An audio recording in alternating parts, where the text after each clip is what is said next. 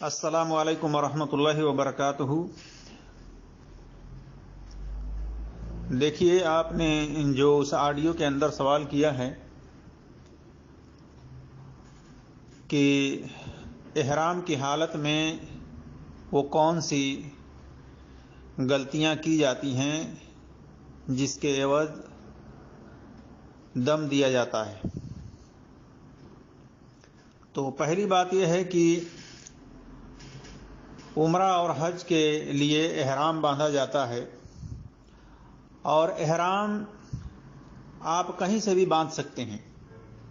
آپ جس ملک میں رہتے ہیں، جس علاقے میں رہتے ہیں، وہاں سے بھی آپ احرام باندھ سکتے ہیں۔ اور احرام کیا ہے؟ ایک تہبند ہے اور ایک چادر۔ عام طور پر مرد کے لیے جو احرام ہے وہ اوپر چادر ہے اور نیچے جو ہے تہبند ہے،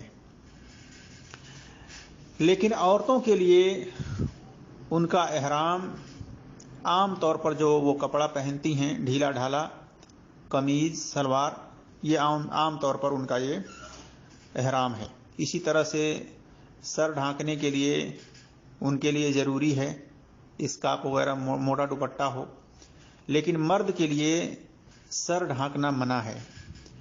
اگر کوئی مرد احرام کی حالت میں سر ڈھانکتا ہے تو اس پر اس کو دم دینا پڑے گا۔ اسی طرح سے چہرہ ڈھانپتا ہے تو اس پر بھی اس کو دم دینا پڑے گا۔ لیکن عورت کے لیے چہرہ کھلا رکھنا، عورت کے لیے چہرے کو کھلا رکھنے کی اجازت دی گئی ہے، بلکہ منع کیا گیا ہے کہ کوئی عورت چہرہ نہ ڈھانکے اور ہاتھوں میں دستانے نہ پہنے حالت احرام میں۔ اس بارے میں آپ دیکھ سکتے ہیں، صحیح بخاری کے اندر حدیث نمبر 1838 ہے، سنن ابی داؤد کے اندر حدیث نمبر 1825 ہے، سنن ترمذی میں حدیث نمبر 833 ہے، اور سنن نسائی میں حدیث نمبر 2672 ہے۔ تو عورت کو حالت احرام میں منہ پر نقاب رکھنے سے منع کیا گیا ہے، ہاتھوں میں دستانے پہننے سے منع کیا گیا ہے۔ اسی طرح سے دیگر روایتوں میں خوشبو لگانے سے بھی منع کیا گیا ہے۔ اور یہ جان لیجئے کہ خوشبودار صابن یا تیل وغیرہ بھی نہیں استعمال کر سکتے ہیں حالت احرام میں، عورت ہو یا مرد۔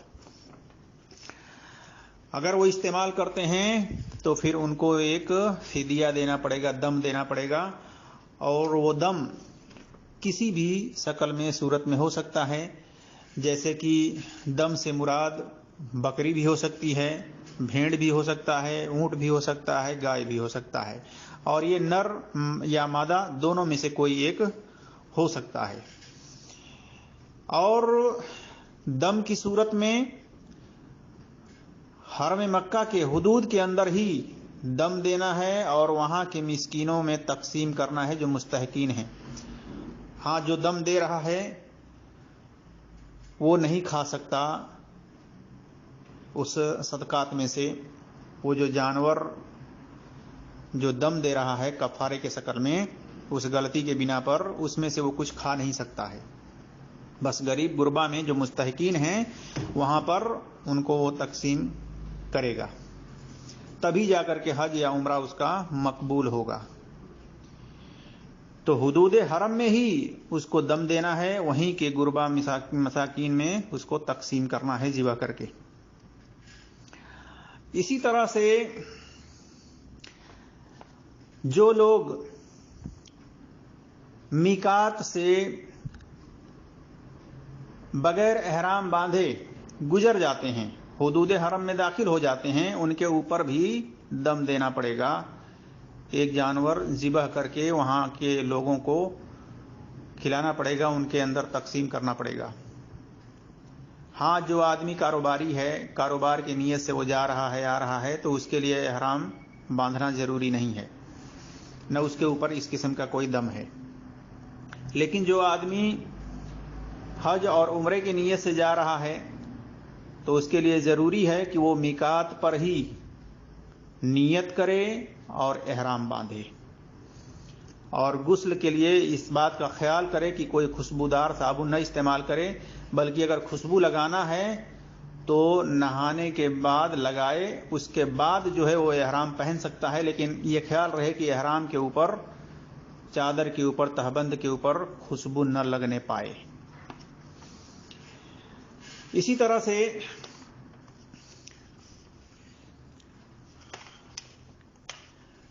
عام طور پر منع کیا گیا ہے۔ عبداللہ ابن عمر رضی اللہ تعالیٰ عنہما سے روایت ہے کہ نبی صلی اللہ علیہ وسلم سے سوال کیا گیا تو نبی صلی اللہ علیہ وسلم نے حج و عمرہ کرنے والوں کے لباس کے بارے میں فرمایا کہ قمیص، عمامہ، ٹوپی، پاجامہ، زعفران لگا ہوا کپڑا، زرد کپڑا، خوشبو لگا ہوا کوئی کپڑا نہ استعمال کرے، اور جس کے پاس جوتا نہ ہو وہ موزہ پہن لے اور انہیں ٹخنے سے نیچے کاٹ لے۔ یہ صحیح مسلم میں حدیث نمبر 2792 ہے، 2793 ہے، اور صحیح بخاری میں حدیث نمبر 5852 پر ہے۔ اور یہ روایت جو ہے مدینہ کے اندر آپ صلی اللہ علیہ وسلم نے یہ باتیں پوچھنے پر بیان کیا۔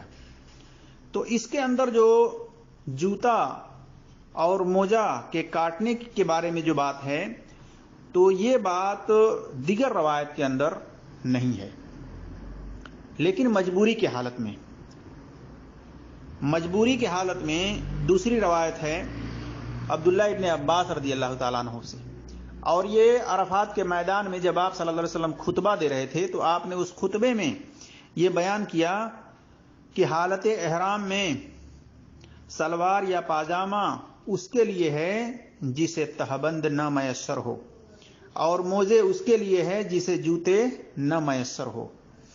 تو پتہ چلا کہ مجبوری کی حالت میں اگر کوئی حالت احرام میں ہے، اگر اس کو تہبند نہیں مل رہا ہے تو پاجامہ پہن سکتا ہے۔ اب پاجامہ کے بارے میں کہتے ہیں اہل علم کی اس کو کاٹ کر کے عورت کے پیٹی کوٹ کی جیسا بنا لینا چاہیے، حالانکہ یہ باتیں رائے اور قیاس پر مبنی ہیں، اس کی کوئی دلیل نہیں ہے۔ تو پاجامہ مجبوری کی حالت میں جب کہ تہبند نہ مل رہا ہو تو پاجامہ پہن سکتے ہیں، اس حدیث سے یہ پتہ چلا۔ دوسری بات یہ کہ جو عبداللہ ابن عمر رضی اللہ تعالیٰ عنہما کے حدیث میں ہے کہ کوئی پاجامہ نہ پہنے، تو یہ عام طور پر منع کیا گیا ہے، لیکن خاص طور پر مجبوری کی حالت میں یہ سہولت دی گئی ہے، اس کے لیے آسانی دی گئی ہے کہ وہ نہ ملنے کے اس میں اگر اس کو تہبند نہ مل رہا ہو تو وہ پاجامہ پہن سکتا ہے مجبوری کی حالت میں۔ اسی طرح سے آپ صلی اللہ علیہ وسلم نے فرمایا کہ کوئی جوتا نہ ملنے کے صورت میں موزہ پہن سکتا ہے لیکن اس کو کاٹ لے، جبکہ اس روایت میں عرفات کے میدان میں جب خطبہ دے رہے تھے تو اس میں آپ نے کہا کہ جوتا اگر نہ ملے تو وہ موزہ پہن لے، تو اس میں کاٹنے کا حکم نہیں ہے۔ لہذا پتہ چلا کہ کاٹنے کے بارے میں پہلی روایت تھی، لیکن بعد میں وہ کاٹنے والی بات جو ہے منسوخ کر دی گئی۔ اور یہ بھی ہو سکتا ہے کہ مجبوری کی حالت میں اگر کوئی نہیں کاٹتا ہے، موزہ پہن لیتا ہے ٹخنے کے اوپر تک، تو اس میں اس کو کوئی فدیہ دم نہیں دینا پڑے گا۔ اسی طرح سے جوتا اگر پہن لیتا ہے ٹخنے سے اوپر تک تو اس پر اس کو کوئی فدیہ دم نہیں دینا پڑے گا۔ تو یہ مجبوری کی حالت میں کہا گیا ہے، لیکن عام طور پر اگر کوئی جوتا پہنتا ہے، کوئی چپل پہنتا ہے، کوئی موزہ پہنتا ہے تو ٹخنے سے نیچے وہ کاٹ لے تو بہتر ہے، جبکہ اس کو اس طرح سے سہولت مل رہی ہو تو۔ لیکن آج اکثر و بیشتر جگہ پر سلیپر موجود ہے، چپل موجود ہے، لہذا اسی پر استفادہ کرنا چاہیے، اس سے فائدہ اٹھانا چاہیے۔ تو یہ جو روایت ہے عبداللہ ابن عباس رضی اللہ تعالیٰ عنہ سے، یہ آپ دیکھ سکتے ہیں صحیح مسلم میں حدیث نمبر 2794 ہے، صحیح بخاری میں حدیث نمبر 1841 ہے، 1843 وغیرہ ہے۔ اور اللہ تبارک و تعالیٰ نے بھی سورہ البقرہ میں آیت نمبر 196 میں حج اور عمرے کو پورا کرنے کا حکم دیا ہے کہ اس کے اندر کوئی بھی چیز نامکمل نہیں کرنی چاہیے بلکہ مکمل کرنی چاہیے، اور کوئی کمی بیسی رہ جاتی ہے تو اس کو پورا کرنے کا حکم ہے۔ اسی طرح سے کوئی غلطی ہوتی ہے اس میں تو اس پر دم اور فدیہ دینا پڑتا ہے، اور دینے کا یہ اہل علم نے حکم دیا ہے۔ تو اس تعلق سے دیکھیے، احرام کی حالت میں खुशबू लगाने पर भी दम है। आदमी एहराम पहन लिया, अब ऊपर से जो है चादर पर, तहबंद पर खुशबू लगा रहा है, तो इस पर उसको दम देनी पड़ेगी। इसी तरह से एहराम की हालत में बनियान पहन लिया, नीचे नेकर पहन लिया, चड्डी पहन लिया, तो इस पर भी उसको दम देना पड़ेगा। इसी तरह से एहराम की हालत में जिस्म के किसी हिस्से का बाल काटे, उखाड़े, तो उस पर भी दम है। इसी तरह से एहराम की हालत में सर ढांकने पर, चेहरे ढांपने पर भी दम है। इसी तरह से ये मर्द के लिए है कि मर्द जो है सर पर टोपी न रखे, सर को न ढांके, चेहरे को न ढांके। अगर वो ऐसा करता है तो उसको दम देना पड़ेगा। इसी तरह से एहराम की हालत में नाखून काटने पर भी उसको दम देना पड़ेगा। हाँ, अगर किसी जख्म के वगैरह से चोट लगने से अगर नाखून उखड़ गया है तो उसको निकाल सकता है, इसमें कोई हरज नहीं है, कोई दम नहीं है। इसी तरह से एहराम की हालत में अगर वो अपनी बीवी का बोसा ले लेता है सुहबत से, तो उस पर भी दम है, जैसा कि सूरह अल-बकरा आयत नंबर 196 में देख सकते हैं। और एहराम की हालत में किसी हलाल जानवर का शिकार करने पर भी दम है। हाँ, अगर कोई मुजी जानवर है, जैसे कि 5 किस्म 7 किस्म के जानवरों के बारे में आया है कि एहराम की हालत में भी, नमाज की हालत में भी अगर ये मुजिर जानवर दिखाई दें तो उसको आप नमाज तोड़ करके मार सकते हैं। मारने का हुक्म है, इस पर कोई दम, कोई कफारा, कोई गुनाह नहीं है। जैसा कि बिच्छू है, कौवा है, चील है, काटने वाला कुत्ता है, चूहा है, तो इसको आप मार सकते हैं हालत एहराम में, जैसा कि सुनन इब्न माजा के अंदर हदीस नंबर 3088 में देख सकते हैं, और सही मुस्लिम के अंदर हदीस नंबर 1199 वगैरह पर देख सकते हैं। इसी तरह से काबे का तवाफ बावजू करने का हुक्म है। अगर कोई बगैर वजू के काबे का तवाफ करता है तो फिर उस पर भी दम है। और आप सल्लल्लाहु अलैहि वसल्लम का यह तरीका रहा है कि आप सल्लल्लाहु अलैहि वसल्लम वजू करके काबे का तवाफ किया करते थे, जैसा कि सही बुखारी में हदीस नंबर 1641 वगैरह पर देख सकते हैं। इसी तरह से तवाफ और सफा व मरवा की सई करने के बाद अपने सर के बाल को उस तूरे से मुंडाना, ये आप सल्लल्लाहु अलैहि वसल्लम का तरीका रहा है। आप सल्लल्लाहु अलैहि वसल्लम इसी तरह किया करते थे और इसी की तरगीब आपने दी है। और आप सल्लल्लाहु अलैहि वसल्लम ने जो लोग सफा व मरवा की सई करने के बाद आखिर में 7 चक्कर लगाने के बाद अपने सर के बालों को उस तुरा से मुड़ाते हैं, उनके लिए आप सल्लल्लाहु अलैहि वसल्लम ने रहमत की दुआ, मगफिरत की दुआ 3 बार की है। फिर आप सल्लल्लाहु अलैहि वसल्लम से कहा गया कि काटने वाले पर भी दुआ करें, तो आप सल्लल्लाहु अलैहि वसल्लम ने काटने वाले पर भी मगफिरत और रहमत की दुआ की है। तो पता चला कि जो लोग अपने सर के बालों को पूरी तरह से चारों तरफ से बराबर बराबर काटते हैं तो उनके लिए मगफिरत की दुआ, रहमत की दुआ आप सल्लल्लाहु अलैहि वसल्लम ने 1 मरतबा की है, यानी 3 बार के बाद। और जो अपने सर के बाल पूरे तरफ से, यानी चाहे तो कैंची से काट लें पूरे तरफ से, या तो ट्रिमर मशीन लगवा लें पूरे तरह से छोटा करा लें, तो उनके लिए ये रहमत और मगफिरत की दुआ है। जैसा कि सही बुखारी में हदीस नंबर 1640, 1728 और सही मुस्लिम में हदीस नंबर 1302, 3148 और सुनन इब्न माजा में हदीस नंबर 3043 वगैरह पर देख सकते हैं। अब देखिए, आजकल अक्सर व बेशतर नौजवान लोग हज व उमरा को पिकनिक, सैर व तफरीह समझ लिया है और इस्लाम के बारे में सही नॉलेज, सही मालूमात हासिल करने की बजाय मन मर्जी के मुताबिक दीन इस्लाम समझ करके उस पर अमल पैरा है। उसी में से एक अमल हज व उमरा का है कि जब हज या उमरा करने जाते हैं तो रास्ते में मोबाइल में म्यूजिक वगैरह देखते हैं, सुनते हैं, फिल्में देखते हुए, सुनते हुए जाते हैं और उमरा के एहराम में कई गलतियां करते हैं। उसी में से एक गलती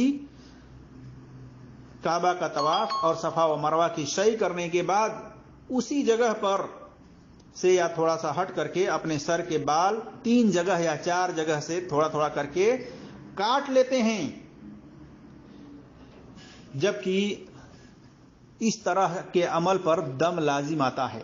उन्हें एक जानवर ज़िबह करके हुदूद हरम में इस गलती के बिना पर वहां के मिस्कीन, गरीब गुरबा, मुस्तहिकीन में उसके गोश्त को तकसीम करना पड़ेगा, तब जाकर के उनका उम्रा मकबूल होगा। और यह खिलाफ सुन्नत है, शरीयत के खिलाफ ये अमल है। नबी सल्लल्लाहु अलैहि वसल्लम से ये अमल साबित नहीं है कि आप सल्लल्लाहु अलैहि वसल्लम ने अपने सर के 3 जगहों से बाल को काटे हों, या काटने का हुक्म दिए हों, या सहाबा इस तरह के अमल किए हों, या तबे ताबईन इस तरह के अमल किए हों। लिहाजा इस पर दम लाजिम आता है। ये आप सल्लल्लाहु अलैहि वसल्लम के तरीके के खिलाफ है जो आजकल लोग करते हैं कि अपने सर के बालों में से 3 जगह से 4 जगह से थोड़े थोड़े काट लेते हैं, समझते हैं कि हमारा उम्रा मुकम्मल हो गया और एहराम खोल देते हैं। तो ये बड़ी गलती है, ऐसा नहीं करनी चाहिए, बल्कि सुन्नत के मुताबिक जिस तरह से आप सल्लल्लाहु अलैहि वसल्लम ने अपने सर के तमाम बालों को उस तुरे से मुड़ाया था, इसी तरह से आपने काटने का हुक्म दिया पूरे तरफ से, तो उसको आप चाहे कैंची के जरिए, चाहे ट्रिमर मशीन के जरिए से कटाएं, तब जाकर के आपका उम्रा मुकम्मल होगा, मकबूल होगा, कबूल होगा। बाकी इस तरह के अमल से करने से बचें। इसी तरह से कोई अगर सफा मरवा की सई करने के बाद एहराम खोल देता है, बाल को नहीं कटाता, बाल को नहीं मुड़ाता, तो उस पर भी दम लाजिम आता है। उसे भी एक जानवर ज़िबह करके हुदूद हरम में मिस्कीन गुरबा में तकसीम करना पड़ेगा। तो मैंने आपके सामने ये कुछ बातें रखी हैं एहराम की हालत में दम के ताल्लुक से। अल्लाह तबारक व तआला से दुआ है कि अल्लाह तबारक व तआला हम तमाम लोगों को कुरान और सही हदीस पर अमल करने की तौफीक अता फरमाए। आमीन या रब्बल आलमीन। अस्सलामु अलैकुम व रहमतुल्लाहि व बरकातुहू।